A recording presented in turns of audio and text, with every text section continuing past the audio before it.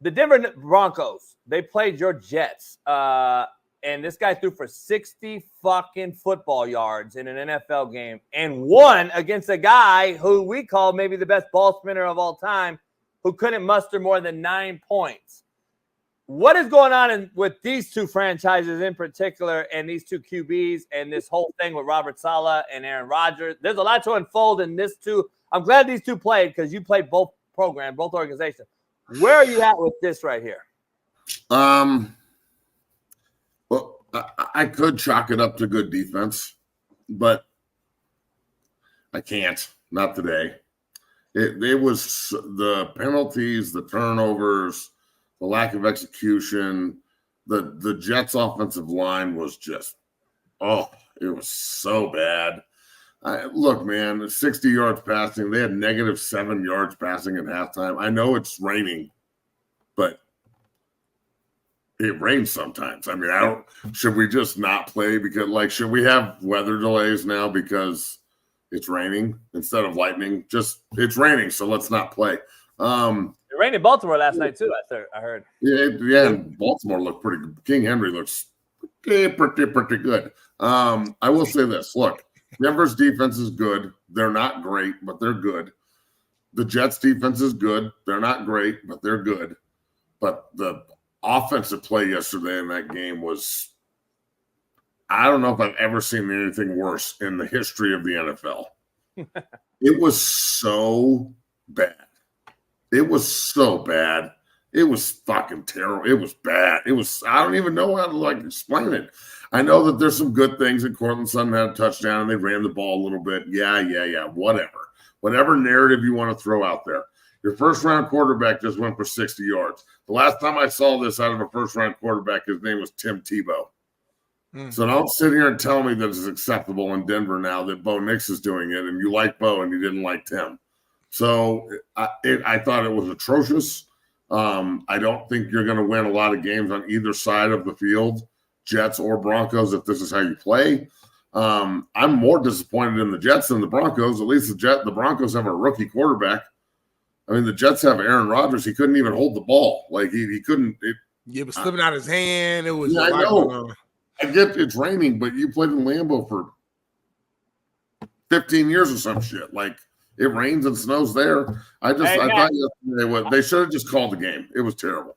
We got to flip the script here and go on over to the offensive side of the Jets that has a former coach, the head coach that lasted a year in Denver as the play caller in New York, where Aaron Rodgers continuously vouches for this guy.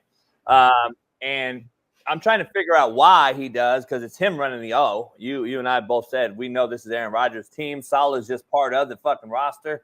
That's clear as day from yesterday on the press conference where Aaron Rodgers addressed Robert Saleh, basically saying, don't hard count anymore.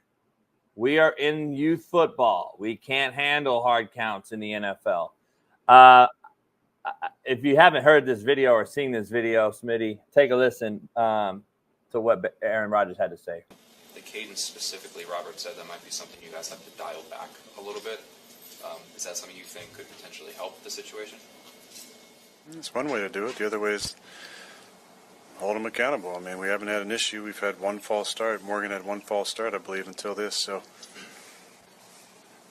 it's been a weapon. We use it every day in practice. We rarely have a false start. And to have, 5 today, it seemed like, 4 or 5. Yeah, it seems like an outlier. I don't know if we need to make mass changes based on, kind of an outlier game. This is what the NFL is, though. Rather than fix the problem, they don't want to hurt anyone's feelings, so they're just going to not do it anymore. We're not going to do hard count anymore because we can't handle it. Yeah. That's insane. What? My mind's blown, bro.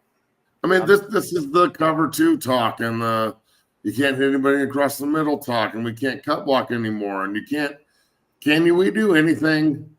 I'm sorry, but I look. I love college football because it's sometimes it's shitty, and you get really high scores, and it's exciting, and there's big plays, and like not everybody on the field is really all that good, and you can tell, and like good players stand out. In the NFL, the rules are catered to the offense, and the offense is fucking awful. I mean, it's terrible, man. It's hard to watch, and this has been years of this shit. Now we're going to eliminate the hard count. We're not going to do this. We're not going to do that. It's just, look, man, if this is the way it's going to be, I can just take naps on Sunday. Well, I went on the boat yesterday, man. Bro, I wouldn't sleep through a good college football game if you paid me.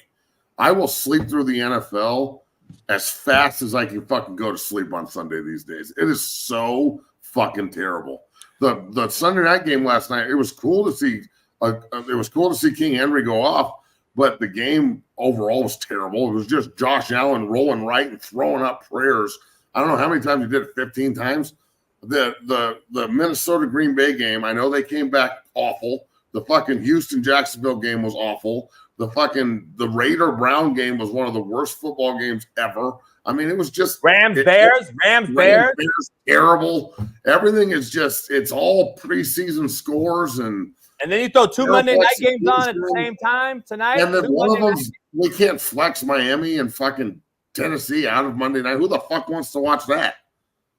So look, bro, the NFL, I understand that it's king and everybody watches it, and sometimes the fans will get upset because we're too hard on it.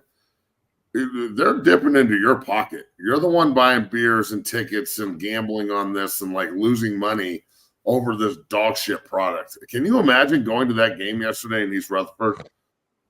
Like, why am I here? I went to the opener for the Broncos where they lost 13-3 or whatever it was, 13-6 to the Steelers. It was, I mean, other than like being there on a nice Sunday and like it's opening day and shit, it was terrible. I've been saying the game was awful. It was awful. We've been. I don't know. Terrible. Man. So it's like, I can't get with this anymore, bro. The NFL's product is so fucking awful, and all they do is like they make their entire Rolodex off of highlights. And I'm sorry, but if all you can do is show me highlights, and when I say as a coach or an evaluator, I need to see the full game, and you're like, oh, I can't get you the full game. I can only get you the highlights. I'm immediately moving on to the next player. So that's the way I feel with the NFL now, bro. It's all highlights, and I'm over it. I'm over Matt, it. The game is awful. Do you objectively look at this in totality? Like, I disagree with. I saw one of your takes yesterday, or your tweets. I think you said college football all day over the NFL. I agree with that. But the product to me is still bad, even at that level. I think it's just so much better than the NFL because that's how bad the NFL is right now. That I think that's our outlet. Like, oh fuck, I gotta watch college football. But I think this is the worst college football has also been. Like as far as overall product. Yeah, I think football just in general it's gone from an earn it game to a gimme game. Dak Prescott's gimme $300 million. Like at some point, both in college football with NIL and not so much there, but definitely in the NFL, there has to be some kind of like common sense negotiating with contracts. Like just because you're the next guy doesn't make you a $300 million quarterback, Trevor Lawrence. Like, I'm sorry, but that's just not the way it works. Back in the day, you used to have to like be able to play in order to get paid. You actually think that Dak Prescott is worth that kind of money? Let me ask you. I started the show off, Matt, by saying Daniel Jones is worth $45 million. Hey, I started the show off by saying, are we in the most overpaid under-deliverer era? 100%. Yes, it's not even like we look at a guy like so I said it's now transitioned to college now that we're paying to play. I said college football now is still overpaid, under-deliver. I said there's two people in college football that I would pay to see. Travis Hunter and the back Shanty kid at Boise. I said those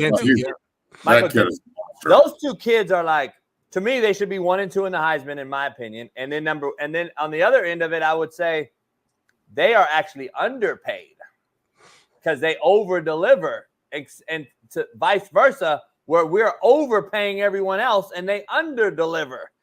Like Shohei Ohtani, Matt. I think we could actually say he's under fucking paid. As crazy as that sounds, we could actually say he's underpaid.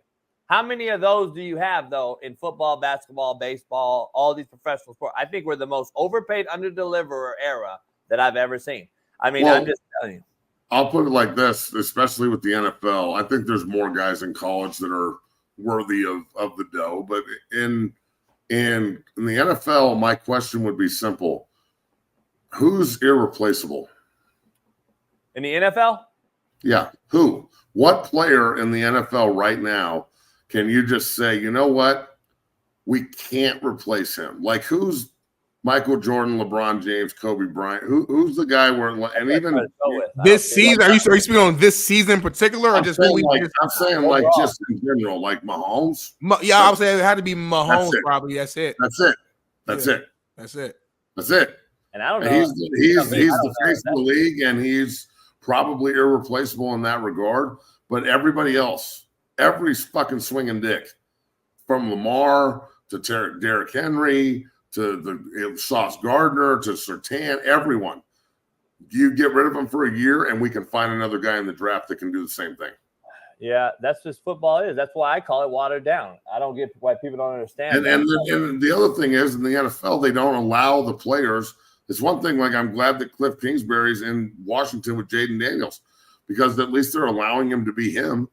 Hey, let me ask you. I don't know if Bryce Young can't play or not because he went to Carolina. So let me ask you guys a question right after get another kind of poll question real quick. Number one, is Jaden Daniels right now the best quarterback in the NFC? Yeah. NFC. I wouldn't put him over Sam Darnold right now. Baker Mayfield, maybe. Baker been playing well, but I got Sam in front of him right now. 80% completion percentage. I take Jaden Daniels. Yeah, I'll take Jaden. Yeah, it's crazy with the upside. Stafford's just banged the fuck up. The Rams are just depleted. So you would take him over a Purdy, over a Darnold right now? Yes. I get now. Yeah. Because Matt's thinking, okay, I'm a GM. I'm starting a franchise. I'm taking this young cat now. Well, if you ask me that, then that's a different question. About to win the East. Yeah, that's different for me. They look good, dog. I don't think he's the best in the whole. Like when I gotta look at. I'm looking at what Sam Darnold's doing, bro. Hey, look what he went. I get it. Sam looked good, really good. Jaden Daniels to go beat Kyler Murray that way yesterday, though, is pretty. Hell impressive. yeah. Look, Sam Darnold's balling, but again, I'm going to go back to this irreplaceable thing. He's replaceable quick, and he will get replaced quick when JJ's healthy. Watch. Really? Yeah, bro. That's the way this league works. Sam will ball out in Minnesota. He played for a contract, though. Whether you believe that or not, at least no, Sam, he is playing for a contract.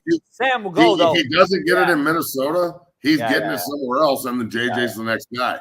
If he gets it in Minnesota and struggles, everybody will clamor for JJ and say this was a one-off. Yeah. But I hope that he Baker Mayfields him. I hope that he goes to Minnesota and they just sign him and just put JJ behind him. And if JJ beats him out, cool. And if not, then Sam runs with it. But look, man, Sam Darnold's got tons of talent. Again, so much of this is the situation you're put in too. Yeah. And the situations around the NFL are bad. A lot of the coaching is fucking good old boy league. It's your buddies. It's Aaron Rodgers is clamoring that Robert Saleh, of all fucking people, the hardcore defensive coach of the New York Jets, needs to hold the offensive lineman accountable on a fucking press conference for jumping off sides, and he has to tell him that. You have to tell your coach that instead of we're going to get rid of the hard count. What? How about tell these? There's no way. Matt, there's no way that continuity in that locker room is fluid. There's no way. They're in trouble. And that guy's not the leader. I've been telling you, Crow and Eagle, the Crow and the Eagle and all that shit. This guy's been that guy now that since I saw him read that paper, I've been on that fucking tip. And this is what he is. I'm just telling you right now. The AFC East doesn't impress me, so that could be a good thing for the Jets, maybe. Yeah. AFC East is the Bills now. The Patriots and Dolphins are out. That's a wrap. So it's really the Dolphins are out. The Patriots are the worst team in football. So it's just Bills and Jets. That's a good point. The Bills and the Jets, you're probably only getting one team out of the East, and they haven't played each other yet. And the Bills are good, but they're not fucking world beaters. I mean, they beat 3 shitty teams and then got fucking ran out of the building last night by Baltimore, literally. Yeah. Baltimore looked pretty good, but then again, Baltimore's also one of those teams where one week you get 35 points and 300 yards rushing, and the next week you get 6 points. So, you know, it's weird. It's a weird. All right, Matt.